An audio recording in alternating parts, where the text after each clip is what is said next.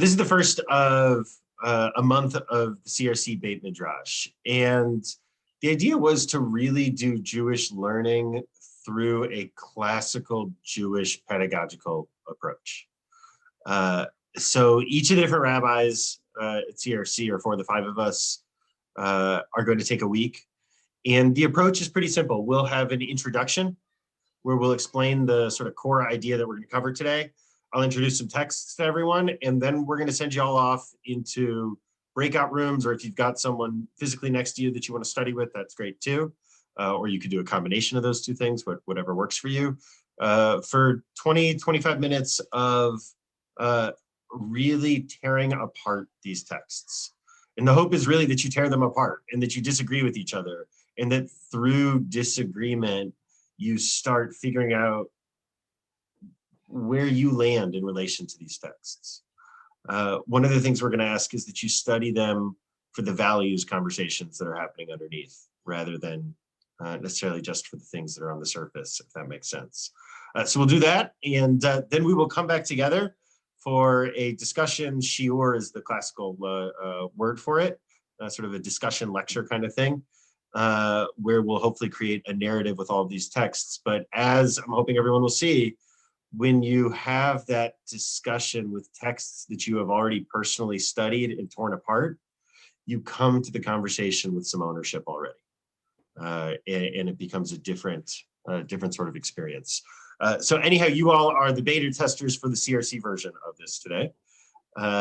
So let's jump in. Any questions on that, which is just sort of an overview of the whole month, before we jump in? Each of the rabbis has a different topic. The topics aren't supposed to connect with each other, so I have no idea what the other rabbis are doing in their weeks, but the approach should carry over for each of the different weeks. Okay, so one of the themes, I think, if we have spent time learning together, that probably comes through in almost everything that I teach, is that I don't fundamentally see Jewish identity as being religious identity. And in fact, one of the framings, particularly in more sort of historical or sociological context that I'll talk about a lot, are the ways in which it's really only in a post-1950s America where white Jews created Judaism as the center of Jewish identity. Did that make sense, what I just said? Not necessarily whether you agree with it, just did it like kind of make sense. If you agree or disagree, that's a different conversation. That's for Story of Us. We'll get there in like 17 months or something. We're still in Roman period in Story of Us right now. So I called this week A Tribe, Not a Faith, a text study on Jewish peoplehood. So when I spent 6 months working for the Episcopal Diocese of Southern Ohio, I would go from church to church with the goal to explain Jews to non-Jews. And the goal was not to explain Judaism to non-Jews, right? There's one way of going into a church and explaining what Judaism is: Rosh Hashanah, Yom Kippur, Passover, so on and so forth, keeping kosher, right? And yet, I don't know what percentage of our congregants keep kosher. Is probably relatively small, right? The percentage of people who keep Shabbat in a way that certainly looks Orthodox, but even looks like whatever the Reform books say are the ways that you're supposed to keep Shabbat, are probably pretty small, which isn't to say that people don't have their own versions of ethical eating and kashrut and their own versions of Shabbos and all of these things. But my point is that I think an examination that focuses on religious practice or religious faith, perhaps even more problematically, is an examination that misses Jews by defining our experience within Christian cultural terms. I have a question. Yeah. So when you would go to the churches, what did they think? What did the Christians think about the Jews? Yeah, so this, right, like this was one of the things that I had a hard time trying to convince them of, and we had a lot of questions about this. I once taught a group of pastors. We spent 2 weeks on the notion of peoplehood, and at the end, one of the pastors kept talking about personhood. And I realized we totally missed it. 100% had missed it, right? Totally different concept. So the way that I always started in these church talks was to say that when you look at Christianity, normative mainstream Christianity, there are some progressive exceptions. When you look at normative mainstream Christianity, if you don't believe in God, you are not a Christian. There are absolutely some exceptions, important exceptions for this, right?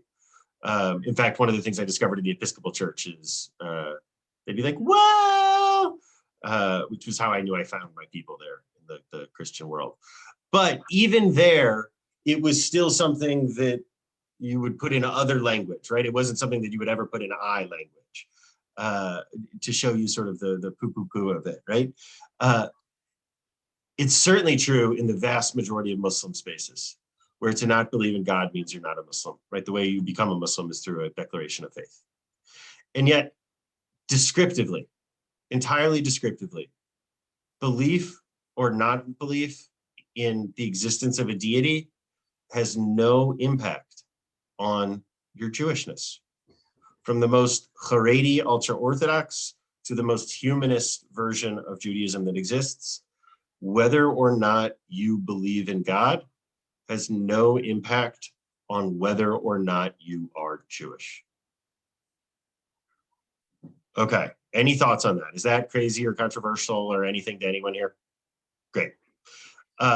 So, right, the other category that then I would typically go into when I was talking in a church would be race. And we talk about why that doesn't work as a category, and Jews of all sorts of different races and ethnic backgrounds. And you can't marry into a race, you can't convert into a race, you can't all of these things, but you certainly can become Jewish, right? You can convert and become Jewish. And you become as Jewish as someone who is born Jewish. And so the category that I like is the category of tribe. And not in the sort of contemporary tribalism sense, though that's true also, but in the ancient sense that we mean it, which is that a tribe is an extended family, right? You can, there's all sorts of ways of entering into a family. You can be born into a family, but you can also be adopted into a family. You can marry into a family. You can be a part of a family, even though you're not officially a part of that family, right? In fact, my kids refer to Uncle Jake and Aunt Josie, Jake Talvey Goodman and Josie Talvey Goodman, right? Clearly not related, and yet we're family too, in a very real way as well. And hopefully we all have those people, or we are those people to other folks too. So all of which is to say that ethnicity doesn't work, tribe doesn't work for us either, right? There are Jewish ethnicities, but that's different. Okay, any thoughts, any reactions to any of this? Nice job. So the category that we are going to talk about is the category of peoplehood, which is the word we use often, which really here we're using as a synonym for tribe. So in just a moment, we're going to send everyone to breakout rooms. I just threw a link in the chat if you want to open that up. It's a Google Doc. I am going to go ahead and screen share the same document right now and just take you through it and give you an introduction to these texts and set some parameters. I gave you a ton of texts, so don't stress about making through all of them. If you and your chavruta, that's your intimate partner that you study with, if you and your chavruta get through one or two texts and you spend the time having a great discussion and an argument, fantastic. That's the point of this too. So we have a huge variety of texts here. We have ancient Jewish texts, like those from the Torah, Genesis. We have Avot to Rabbi Natan, a collection of midrash, and a midrash you may have studied with me at some points. We have selections from the Passover Haggadah, the four children. We have the wicked child pulled out here. We have something from Deuteronomy. We have Tzitz Eliezer, who's an ultra-Orthodox rabbinic posek, a halachic, a Jewish legal decider. And we get a case that was brought before him. We get Tosefta, which is sort of a commentary on the Talmud. We get a really odd selection from the Talmud and from the Mishnah that Joseph Telushkin pulls out about pouring boiling water on a child born with two heads. I think Karen and I talked about this a little bit on Friday night, if anyone was at services. We get a selection from the Mishnah, also talking about Passover. We get some Talmud, and finally we get Ruth. So with all of these, what we're trying to pull out is, what is the nature of Jewish identity? What has it meant to be Jewish? And what has this notion, right? I'm giving it away that we're talking about peoplehood here, of course, but what is this saying about the nature of peoplehood, and how do we relate to it? Those are the fundamental questions that we're asking with all of these texts. So questions, comments, thoughts before we break into groups? Yeah, I have another question. Yeah. When it comes to being bat mitzvah and bar mitzvah, and they say that when you go to Israel, you'll receive your tree. Where is that tree actually located? Funny, we talked about this at Triple High this week, a little bit. At CRC, actually, we plant a tree in a Jewish area and in an Arab area, so that there are two different trees that are planted. But generally, they're planted in the great forests that have been repopulated throughout Israel. The Jerusalem forest is a well-known one. Okay, so are there folks who have someone particular? Do you all want to, like, in the chat, figure out who you're going to study with and pair off, or should I just send people to random rooms, or random rooms? Is that what the nodding is? Okay, let's do this. Let's see. Like the anxiety of being like picked last, you know, like at school. So I'm like, random, just random me, because I can't take it. There are how many people? There are 16 people here. I'm gonna create, let's call it 5 different breakout rooms for 16 people. That feels like a good number. I will be floating around. So feel free to, I think when you're in the breakout room, there's like a button you can push for help, or you can message me somehow, or whatever it is, and I will pop into the room. So if you get stuck on a text or whatever that looks like, let me drop this in one more time, the link. Again, we're gonna go till, call it 7:45 or so. Welcome back. How did the Chavertain go? We didn't have enough time. Do we ever? Yeah. We need fewer, shorter texts. Yes, yeah, I gave you a lot. I gave you a lot there. There was too many choices too.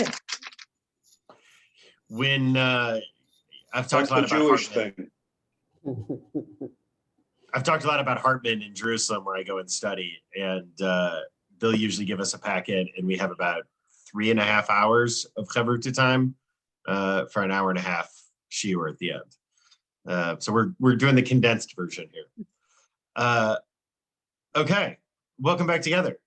Any thoughts that are reverberating through people's heads or in your conversations that you want to bring to the group before we jump in? Okay, let's go through some of these texts together. Some of these we will have done, some of these we will have not done, to try to map ourselves on this value of peoplehood. So what did we see when we looked at this first text, this Genesis text here? Anyone have an interesting observation from that? So this is one of the, Renee, were you about to say something? I'm sorry. Yeah, I was just about to say that, this is an invitation to this seminal figure to actually separate himself from all the usual things that usually create someone's identity. That is the place they were born, the house they were born in, their family, and everything that goes along with that, their culture, their language, the food they eat. And basically they're just, the substitute. Okay, there'll be another land that's going to be shown to them, not specified. That's a very amorphous promise. Instead is that, you know, if you're going to just follow God, and I presumably, I guess, reading between the lines, the principles that are the way that God is going to reveal or explicate, then your success in your life, or, you know, your future, you know, as someone who's led a satisfying or rewarding life, will be in following those principles, those values. That's the word we used in our breakout room, values. That's nice. What we isolated. Nice. So one of the classic framings here that we look at this text through is what I'm going to call the religious framing, which I think Renee is hinting at there. Looking at this as being fundamentally a text, right? This is the beginning of Abraham. This is the first time we ever see Abraham. The first 11 chapters in the Torah are about the rest of the world, and everything else is the Jewish story after that, which really reinforces their priorities in this telling. Right? This is not written as a universal document. This is written as a very particularist kind of document. But often this very beginning of the Abraham story is looked at as being about the relationship between God and Abraham, for really obvious reasons, right? Those are the two characters in our narrative right here. But one of the pieces I hope we'll extract from this today is that from the very first imagining that we have had, or at least that we've recorded, of what it means to be a Jew, it has been to be a part of a family, right?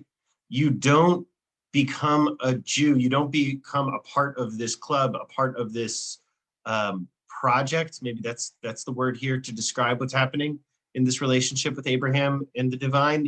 You don't become a part of it by believing a certain set of things, or even by acting in a certain way. You're a part of this by being a part of Abraham's tribe and Abraham's family. And interestingly, of course, we see immediately with Abraham's family that it's not about biological family. It's about tribe, like we talked about it before, where it's a much more expansive concept, right? It's all of the people who travel together as a part of that unit.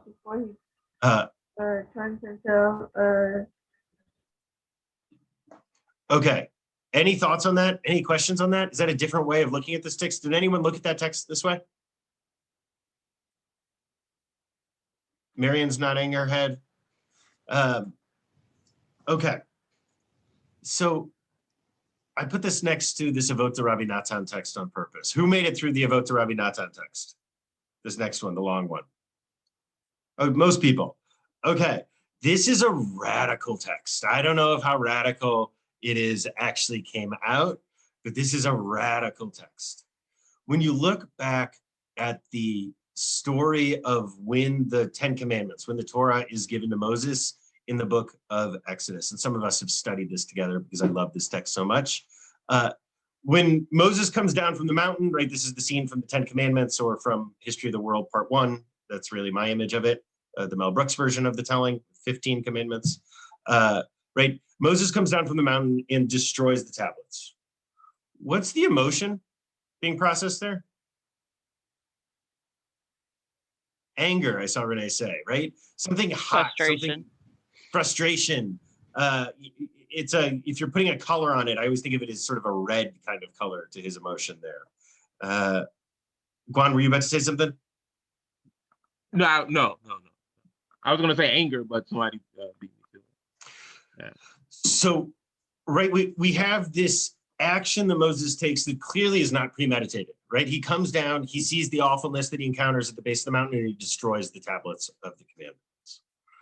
But we have in this telling right here, we have a version of this where Moses doesn't come down and decide to destroy them on the spur of the moment. Moses comes down and becomes really rational. He says, if I give these tablets to the people, they will immediately be in violation of them, and they will be liable, in this case, to the death penalty. at least in his articulation, right? And so his response is to destroy them. First of all, it's a radical rereading of what the original text says, but the really subversive piece is right at the beginning. This is but one of the things that Moses did of his own accord. He reasoned by inference, and his judgment coincided with God's, meaning he did this on his own, but it turned out that God approved, right, in the framing of this midrash right here. I think we miss how radical it is that Moses destroyed the tablets. I think it becomes just a part of our cinematic sort of lexicon that we have in our head, our biblical lexicon that we have. And so I always compare this to imagining at Yom Kippur, if everyone was like, back when we were all in person, if everyone was sitting there and like chatting, or Rabbi Susan walked in and everyone was eating.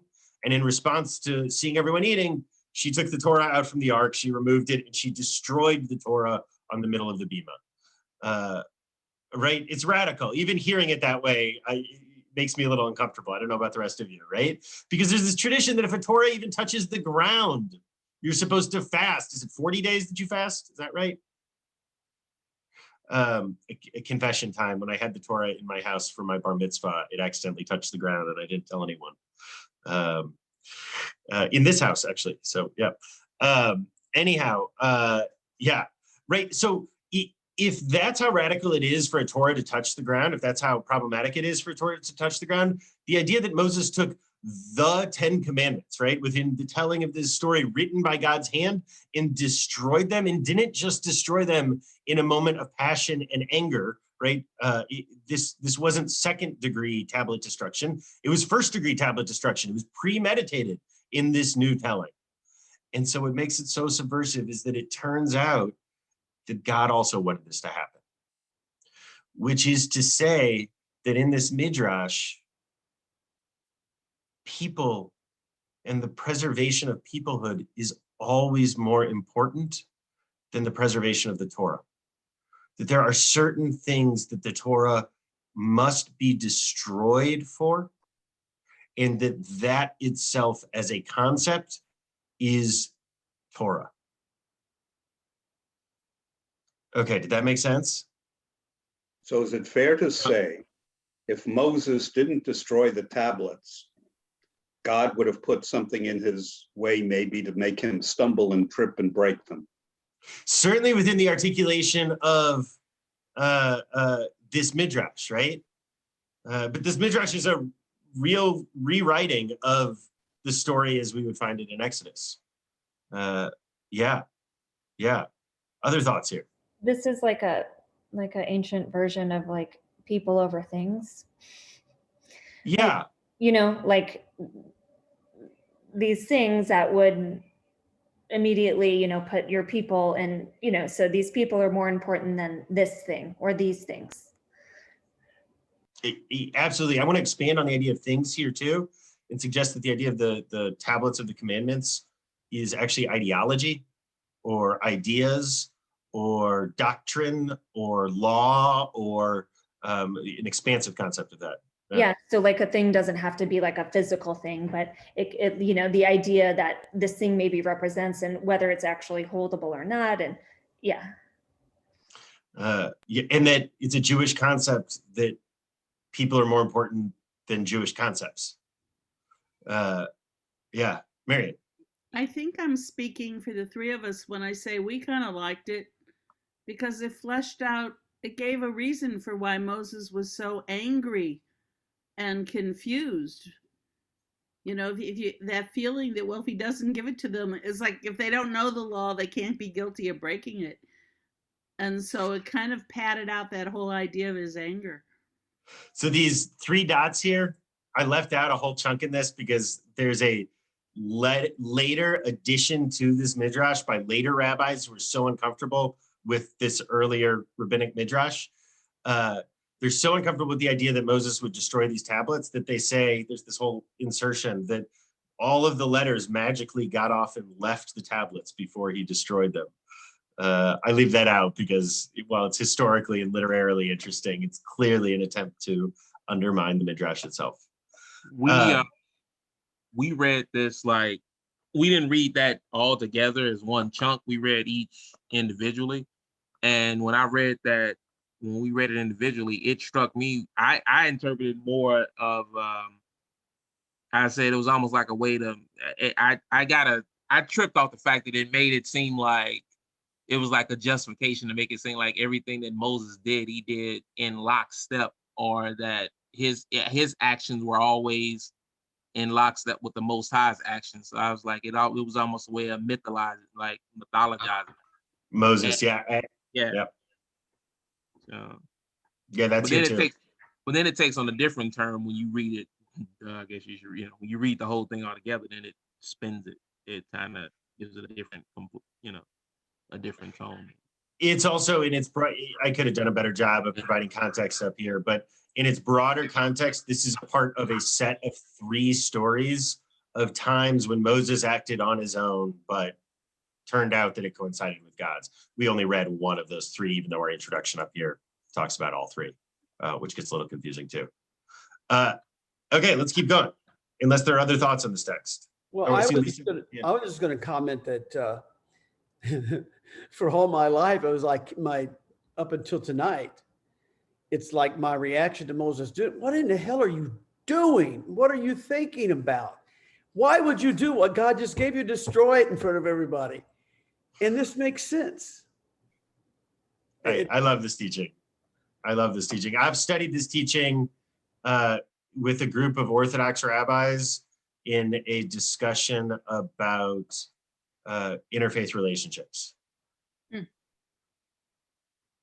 It's also a profound text with more traditional folk who lean this way when talking about queer Jews. Okay. I also got the sense that, Moses, in having received these tablets with what's written on them, has absorbed them, digested them, such that by the time he gets to the bottom of the mountain, they have informed him as to what to do. How he acts. I like that. Yeah. Right. You're right, Renee. This is a very different image of Moses. This is not the red hot emotional Moses. This is like Spock Moses right here that we're getting. Yeah. Do you know that midrash about the rabbis? They're all arguing over the meaning of a particular text, and there's one rabbi. That's not a midrash. That's just every Tuesday at 10. Okay. But, one rabbi, he knows he's right, and he's asked God, to send a sign, and God comes and he makes the winds blow and the trees bow down, and finally, the stones of the building they're in start to tumble, and finally God comes down and says, this one guy is right, and the rest of the rabbis said, leave us alone, we're studying the text. I love that text. I love that. Yeah. Okay.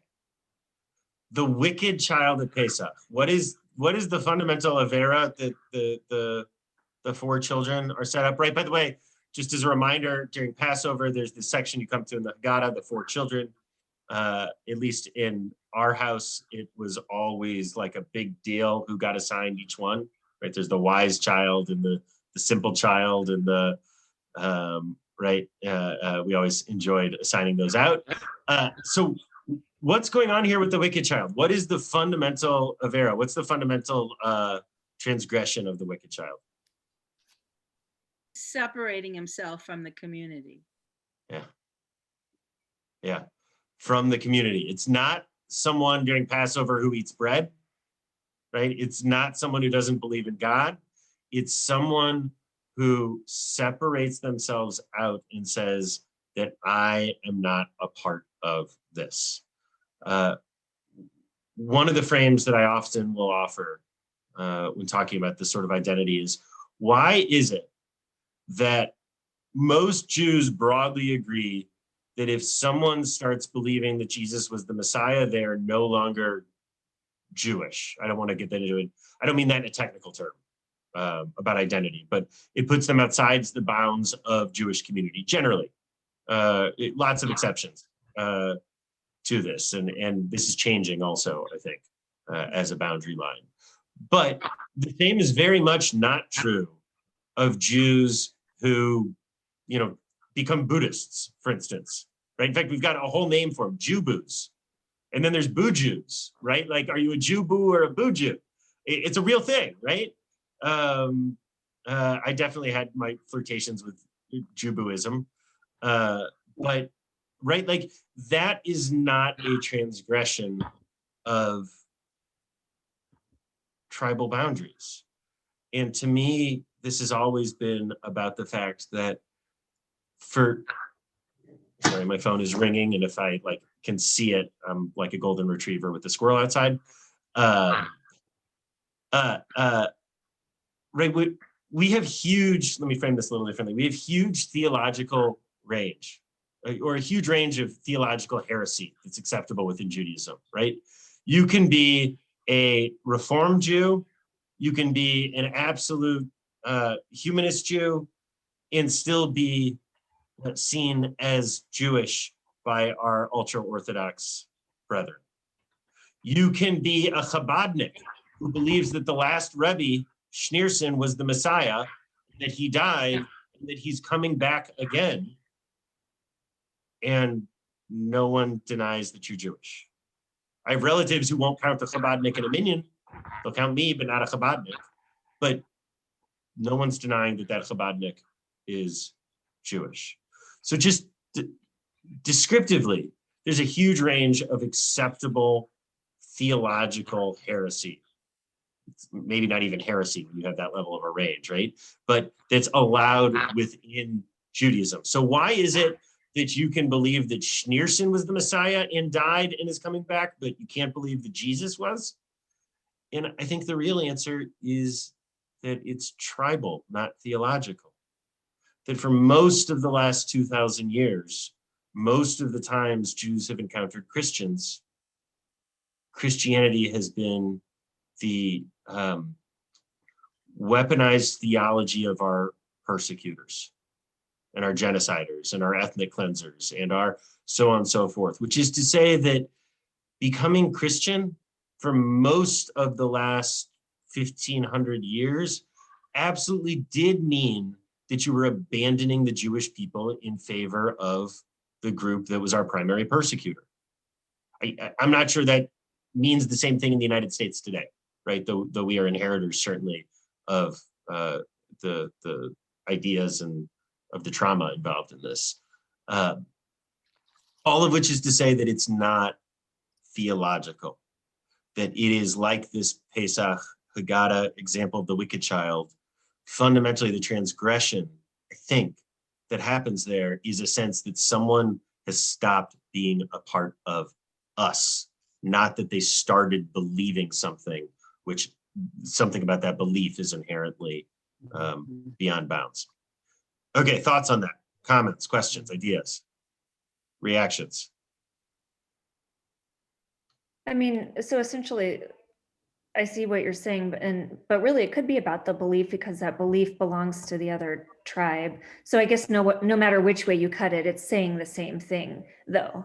So maybe if somebody does really feel like it is about that belief, but that belief belongs to them, right? You know, so it's just cutting the cake a different way, but saying the same thing, Yes. essentially. Yes. Yes, to frame it how you're framing it, Helen, the book of Daniel is a part of the Hebrew Bible because it reflects really authentic Jewish beliefs of, 2,200 years ago. It's probably the very last book written that gets included in the Tanakh. However, we don't read the book of Daniel at any event, right? No one has ever been to Shavuos or Sukkot or Pesach, or right, like you don't show up on Shabbos and read the book of Daniel. It doesn't happen. It's not a part of our liturgy at all. And I want to suggest it's because it has started to feel not Jewish. That in particular theologies of resurrection of the dead, which were Jewish theologies, maybe they were borrowed from the Zoroastrians, but certainly were Jewish theologies of 2,000 years ago, that it's the fact that they become so associated with Christianity that makes them treif, it makes them problematic, not anything inherent in those theologies, right? And that's why I mentioned Schneerson and the belief that Schneerson was the Messiah and is coming back, because that's not a fundamental difference. So yeah, I think either way you cut it, you end up there. Other thoughts, other ideas? I have a question. Yeah, Autumn. So I think some of these concepts are hard for me to wrap my mind around, right? Because I come from a mostly Christian context. And I'm thinking about a friend of mine who's a real person, but I want to maybe use what he represents as a hypothetical. So I have a friend, he was born Jewish. He goes to church now. I believe he identifies as Christian, but like he still observes like most all of the Jewish holidays. He just got married under a huppah by a Christian pastor. Where does he fit into all of this? Like, is he still Jewish? Is he Christian? How does that work? You know, I think the answer was a lot clearer 30 years ago. And today, one of the realities of Jewish life is that the overwhelming number of American Jews who are born Jewish have a parent or grandparents that are not Jewish. And that is radically altering the meaning of these boundaries and where and how those boundaries exist. Right, another example here is, for a long time, whether or not you had a Christmas tree was a really important thing, right? I grew up with my father making fun of my mom for having grown up with a Christmas tree, right? Though Karen grew up with a Christmas tree when she was a kid too, actually. But for many folks in many contexts, it was a really important boundary, and you can go through and find collections of sermons by rabbis about how people should have Christmas trees. And it continues to be the case. Every year when it gets near Christmas, there's a certain set of rabbis in our rabbi forums on Facebook who will start complaining about congregants who post pictures of Christmas trees on Facebook. They almost always fall into a very certain demographic, the people who are complaining about this. I'll let you figure out what that demographic might be. But regardless, I think they demonstrate that this is something that symbolically had a meaning that isn't the case anymore, or at least that it's not quite the same, and that the boundaries that exist and have existed have changed. Yeah. I also want to hold on to the idea that these are American things, American Jewish things, and not broadly Jewish things. Certainly in Israel, it's radically different. But even in Europe, it's really radically different, where Jewish identity is understood in much more racial category than religious categories, much more so. Though, to be fair, Europe is once again, 70 years after the Holocaust, rapidly becoming unsafe for Jews to live in. Yeah. Okay, let's bring in some more text here, shall we? Okay, did anyone get to this Deuteronomy text? Helen did, Helen's group. So a few of us. I always skip the Torah texts when I get a packet. I don't know about you all. I go to the other ones. Okay, I'm just going to read this quickly. Therefore, diligently observe the words of this covenant in order that you may succeed in everything that you do. You stand assembled today, all of you, before the Lord your God, the leaders of your tribes, the elders, the men, the women, the children, the aliens who are in your camp, meaning the people who aren't themselves a part of the tribe, but have now become a part of the tribe by being a part of this experience. All the different social classes that exist and economic classes that exist, this oath that you have sworn as God swore to your ancestors, to Abraham, to Isaac, to Jacob. I'm making this covenant sworn by an oath, not only with you who stand here today, but also those of you who are not with us today. Who's encountered this text before? Does this resonate with anyone? So when I meet with conversion candidates, I almost always talk about this text at the very first meeting with them. Because there's a midrash that picks up on it on this final line, but all those who are not with us today, to say that every Jewish soul existed at Sinai. And usually what I say along with this is that, and I've worked with the full enormous spectrum of human expression of folks that have converted. And the one thing that basically everyone has had in common is a sense not that they're becoming something, but that they are coming home to something, right? This becomes a claiming of an identity that feels like at some level it was always there. And that's this notion that we get here, right? This idea that Jewish identity springs from this core central story that we all keep telling. And that what it means to be a Jew, right? This is the thesis of what we're doing on Thursdays in Story of Us. But that what it means to be a Jew is to be a teller of this story. So, thoughts on this?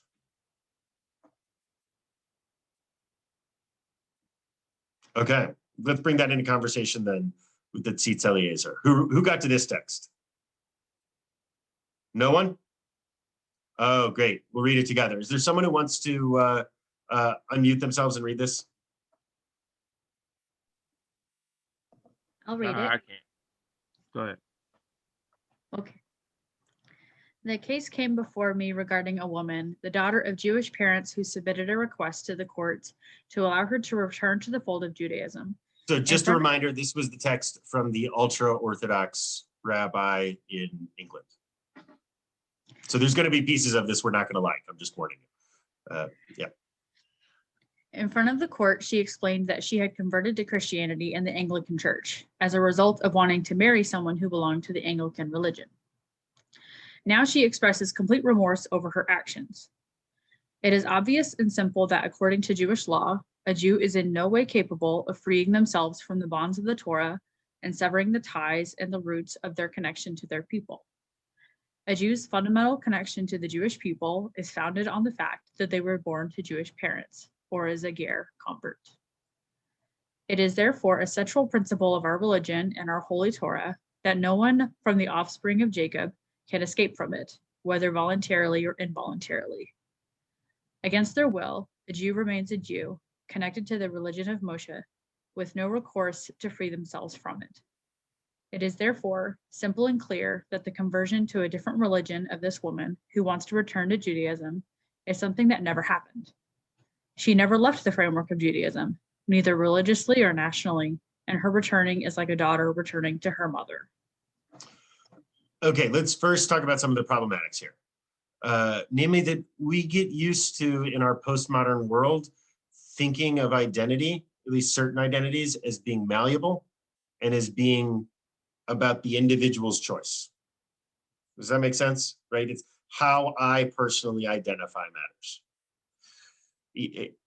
I think one of the pieces that's always true about identity, by the way, is that identity always exists at the intersection between us, right?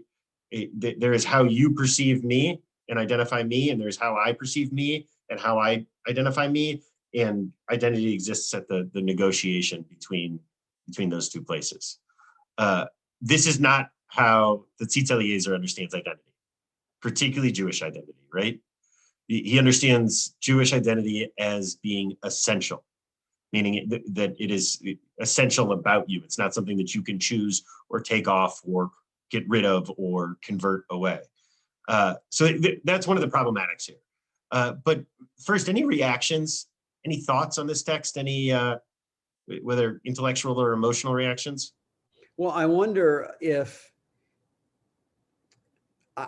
what then is his view of someone of, let's say, a Christian who converts to Judaism. So his answer would be simple, that person is a Jew. And all the rest is the same as anyone else. Right? And in fact, that's why we have this playing with the text above it, that the traditional understanding is that there is no such thing as a true convert. The mystical idea is that there are simply Jewish souls that find their way back home. And that's the sort of mystical version of what I said before, which is that, right, the one thing that I have found with every conversion candidate I've ever worked with is a sense of coming back home. Yeah. Right, and coming home can be problematic too. It's not a utopian coming home, but yeah. Renee, and then Helen. So one of the things that I think is a little disturbing about this, and I don't know the timeline here, but it seems to almost hint at a sort of racial sense of what it is to be Jewish, and that it does not necessarily contradict, let's say, the Nazi view of who is Jewish. That is, you're born Jewish, doesn't matter what you practice, doesn't matter what you choose. If you've got even 1/8 genetic material, that's it, you're Jewish. So well, for the Tzitz Eliezer, he would only have cared if your mother's mother's mother's mother's mother was Jewish. okay, yeah. But he is also including converts explicitly in this, which I just want to hold on to as being what differentiates this from an entirely racial view, but problematic nonetheless. 100%. At least it came up in my mind that it reminded me of that definition. Absolutely. Helen. Well, I was just going to say that I think the putting this below the Deuteronomy text is, I think if I were reading this alone on its own, I would maybe have a different reaction than I do to it being just following that one, because I think I'm giving it a generous viewpoint, which is that, words like against their will and all of that, it's like, it has a bad feeling. But, if you look at it with the one above, especially, and he specifically mentions converts. And I think if that piece was gone, then it would be a totally another story. It would just be like, no, absolutely not. I don't want to interact with this at all. But really, it's like, okay, we can interpret it a lot of different ways, but it's a little bit beautiful, in the sense of like, especially for converts who there may be so many feelings around that, but like, some people not accepting them or whatever, but it's like, okay, well, you were always here. You were always part of this tribe and this family. So I think I feel generous tonight. And I look at it in well, this is really lovely, taking some of the language out of it. But really it all is like hinging for me on the fact that one little parentheses where it includes convert. If it didn't have that, it would be like, ugh, Yeah, absolutely. And right, this is why I frame this as being where there's going to be things about this we won't like. But the other piece I want us to really hold on to here is that even within this highly patronizing, paternalistic kind of definition of Jewish identity that we're getting here, it's a Jewish identity that has nothing to do with faith, right? It's not connected. Who cares that this person went and did this whole Christian thing? That doesn't make you not a Jew. It makes you a bad Jew, is what the Tzitz Eliezer seems to be saying here, right? With all the judgment included there that he's feeling. I'm not passing that judgment on. But the category itself here does not work for what we normally mean in a colloquial sense by religion, which is something that's usually uses faith as an axis, right? Okay, any other thoughts on this text before we go on? Marian?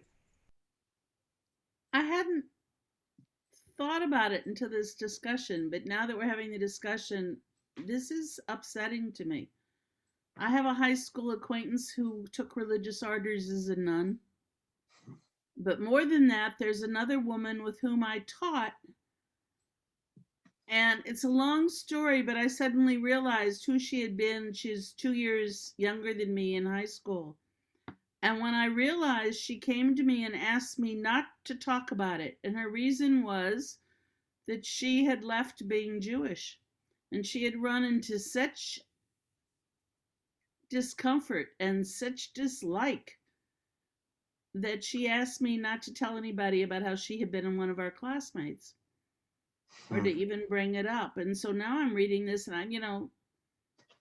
I think the woman should have the right to leave and to come back depending on where she's at in her journey. And so now I'm thinking I don't like it very much. Little bit of a aside, but every year or so, this example, not the Tzitz Eliezer, but effectively the same case, comes up in one of these rabbi forums I'm in. And it's interesting to watch that the more classically reformed rabbis absolutely, to just hold on to this literal case here, absolutely would tell her that she has to convert back. Remember, classical reform is an American expression of Jewish identity around religious terms. So they so say around, that in terms of she is remaking the choice, which they validate, but they want her to be on the journey and remake the choice. They would say she needs to convert because she converted away, which is to say that classical reform is the movement of American Judaism that redefined Jewish identity along Christian boundaries of faith. Or to say it differently, really overtly and self-consciously turned Judaism into a religious identity rather than a tribal identity. Right? This is where you get phrases like, you usually hear it about Germany, even though it took root in America much more significantly, right? I am a German of the Hebrew faith is the classic line, right?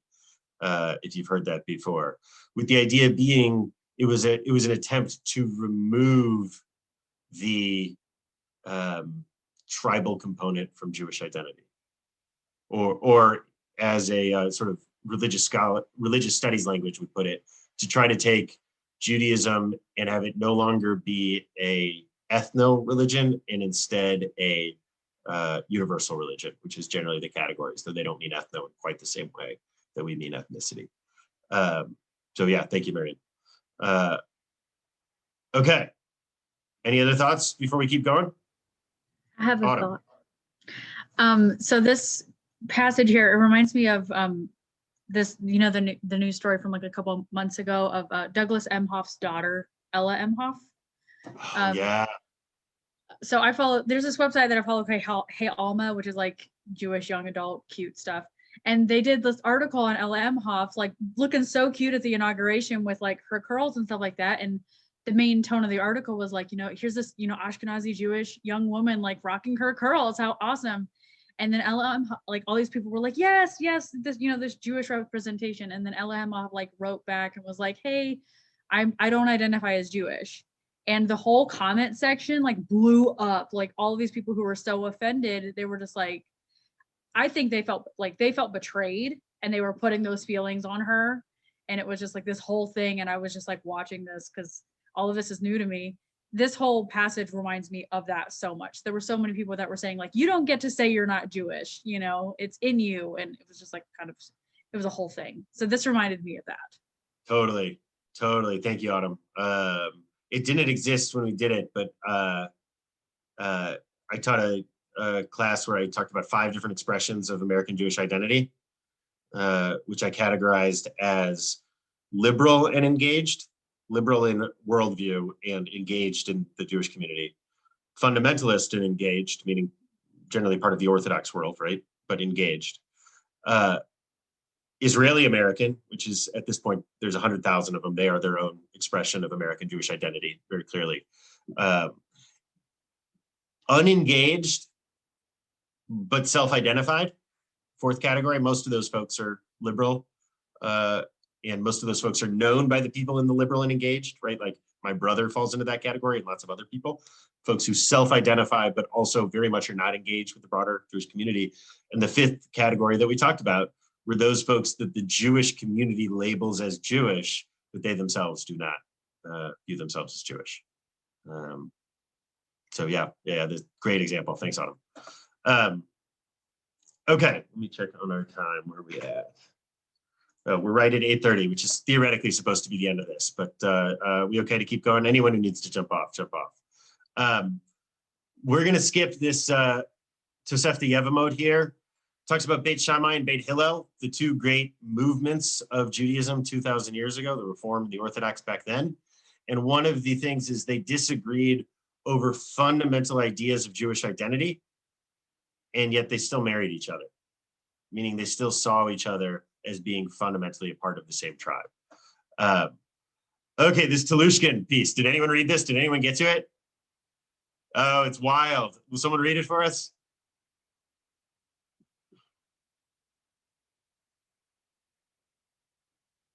I'll read. Go for it. All right, apologies for any mispronunciations ahead of time. One of the more unusual texts in Jewish religious literature concerns a case of an infant born with two heads. Oh yeah, this one. A Talmudic commentary to Menachot 37a raises the question of whether such a child is entitled to one or two shares of their inheritance, and notes that a similar case had been raised before Can Solomon. we hold on to the fact that, of course, this is what the Talmud does, right? Like, what's the first concern about a child with two heads is, well, Mhm. Long renowned as Israel's wisest king, who had ruled, let them pour boiling water on the head of one child and see if the other one screams. If they do, then it means that the children are not regarded as twins, but as one. However, if the second child does not feel the suffering of the first, then they are to be regarded as separate individuals. This is dark. One hopes that this case was hypothetical, certainly for the sake of the child destined to have boiling water poured on its head.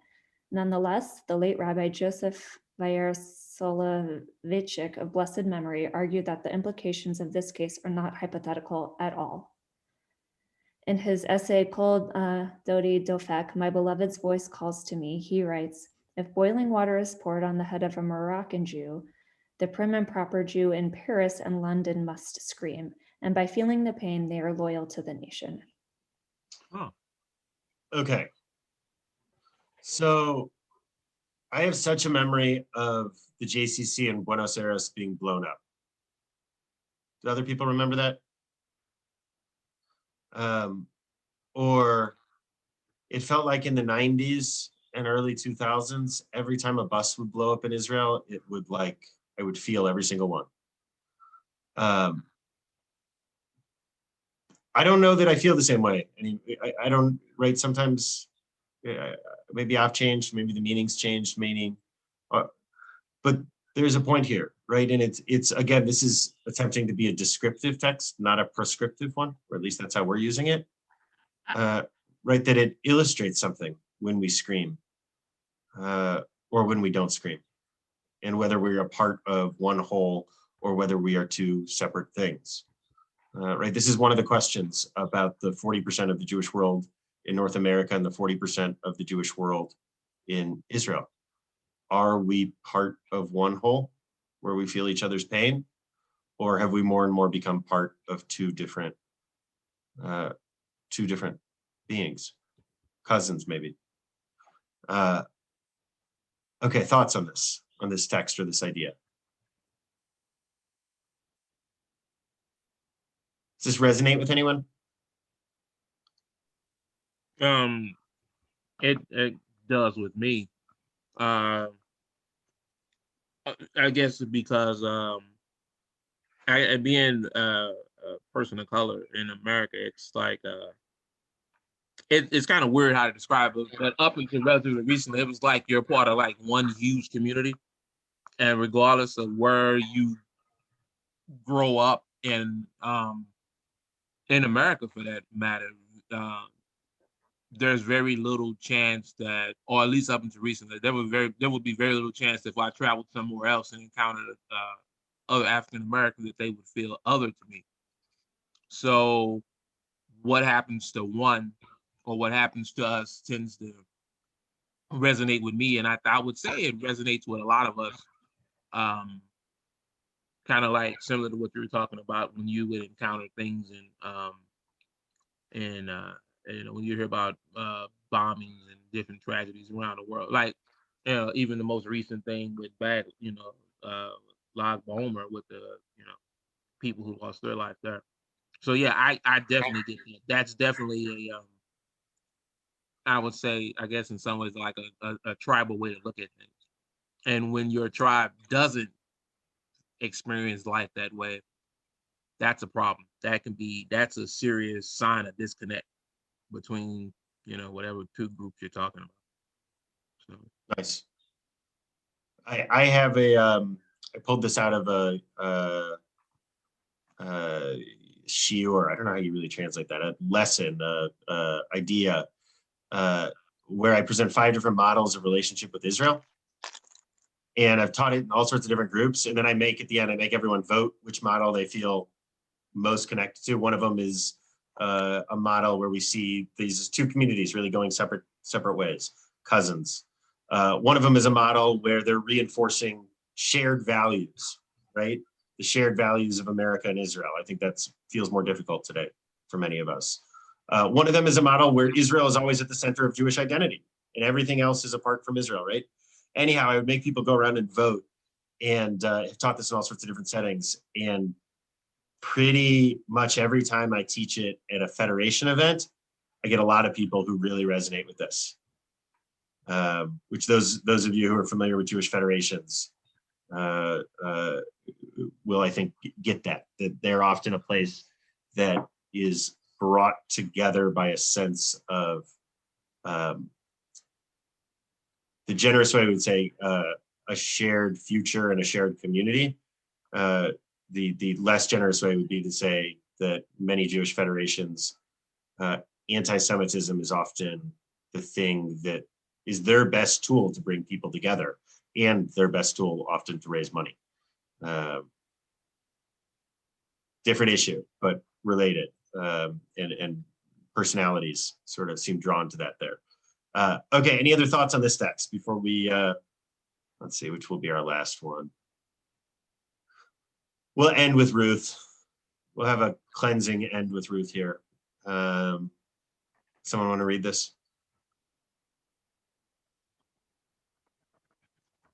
So she said, "See, your sister-in-law has returned to her people and her gods. Go follow your sister-in-law." So hold on, just framing it appropriate that we're about to come to Shavuos when this is traditionally read, right? Ruth is a widow, and she's supposed to go back to her own people. She'd been married to Naomi's son, who was Jewish, but she herself is not Jewish, and she was supposed to return back to her own tribe, and instead she's chosen to stay with her mother-in-law, her beloved mother-in-law. But Ruth replied, "Do not urge me to leave you, to turn back and not follow you. For wherever you go, I will go. Wherever you lodge, I will lodge. Your people shall be my people, and your God my God. Where you die, I will die, and there I will be buried. Thus and more may the Lord do to me if anything but death parts me from you." So I really love this definition of Jewish identity, and I feel like it ties together much of what we've talked about today, including the piece here, right, in your God, my God, because please don't hear me suggesting that Judaism is not an important piece of many people's Jewish identities. I am, however, suggesting that it is just one piece, and that it's not even an essential piece, right? It's an important piece, but it is not an essential piece. Essential here meaning that if you take it away, the Jewish identity doesn't go away, right? This is how Aristotle understood essential things, that if you take it away, it no longer exists. But if you take away a belief in Judaism or a belief in God from a Jew, they're no less Jewish. And this has always been the case. And the Jewish identity has always been much more multifaceted than simply faith. Okay. Yeah. I have a question. Please. My question is, what percent are we 2% minority compared to the Christian world? Where do we stand on that? Oh yeah, Jews globally are, I believe, less than 1% of the population, and in the United States, I think are about 2% these days. Okay. I asked my children the other day. They thought there were about the same number of Jews and Christians in America. They Daniel, live I can't help but think of Elie Wiesel. Keep going. Elie Wiesel being, to most people in the world, Jewish, but he himself clearly says, I lost my belief in God in the camps. With no connection between that and being Jewish, exactly. My favorite religious observance quote about Elie Wiesel is, evidently he rapped tefillin every day, his whole life. And so someone asked him, Elie, you don't believe in God. Why do you rap tefillin? And he goes, because they're tefillin. That's funny. I just feel like it captures a lot of it right there, right? There's, interestingly, for people who have studied Elie Wiesel, it's worth reading about the original Yiddish version of Night and then what the American editors did to it. The notion, right? Unlike folks like, what's his name? The psychologist, Primo Levi, right? Unlike folks like Primo Levi, Elie Wiesel is known as being hopeful, right? In an odd kind of way, but right? That's a very American turn on his work, edited into it by the American editors. So anyhow, yeah, thank you. Okay, any other thoughts, any other ideas, anything reverberating in your head from this?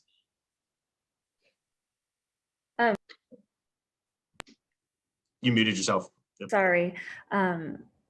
Just to the baby, the boiling water one, I think it's hard to, like, I don't know that I have more of an affinity for feeling a tragedy that happens to the Jewish people than I do to any other people.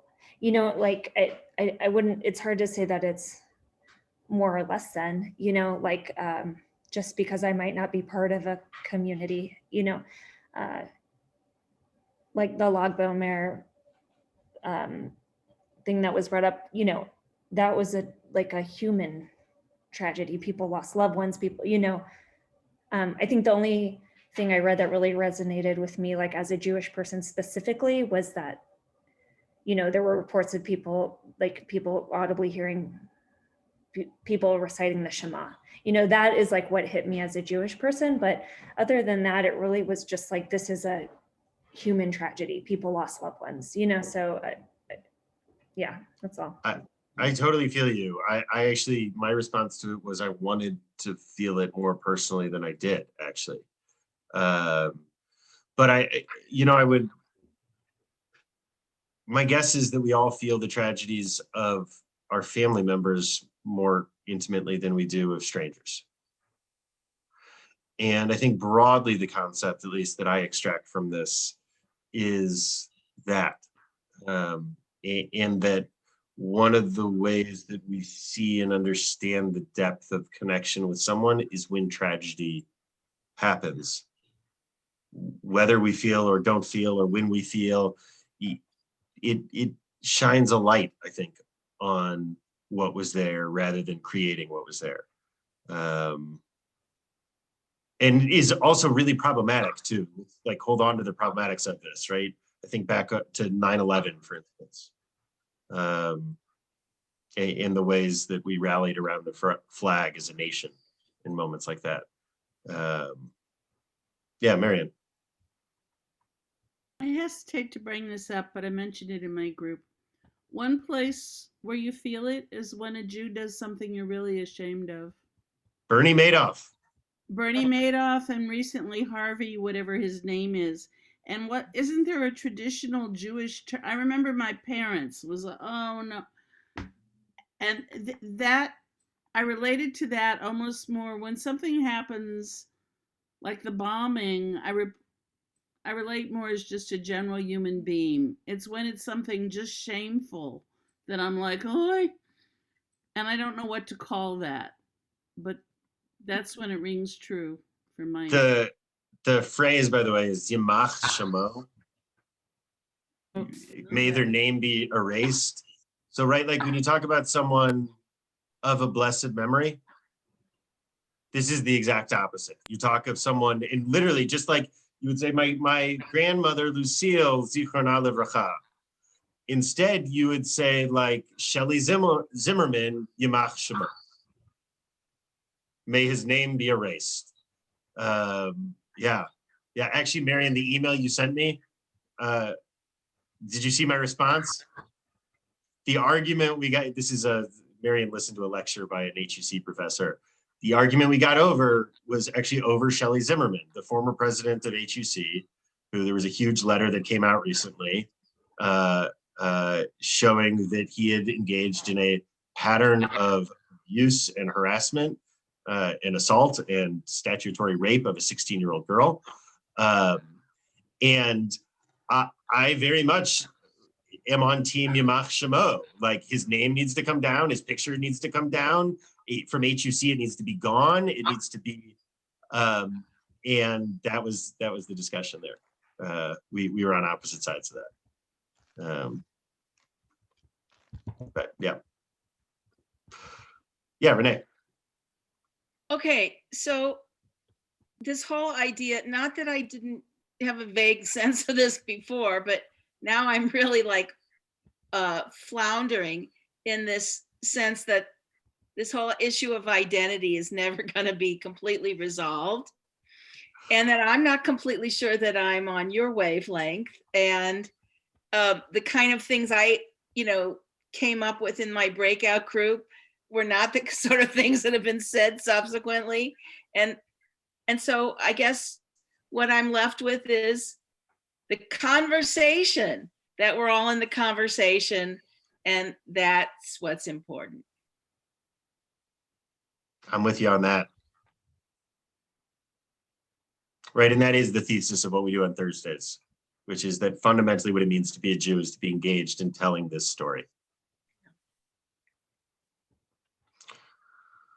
Okay, until next week, everyone. This was fun.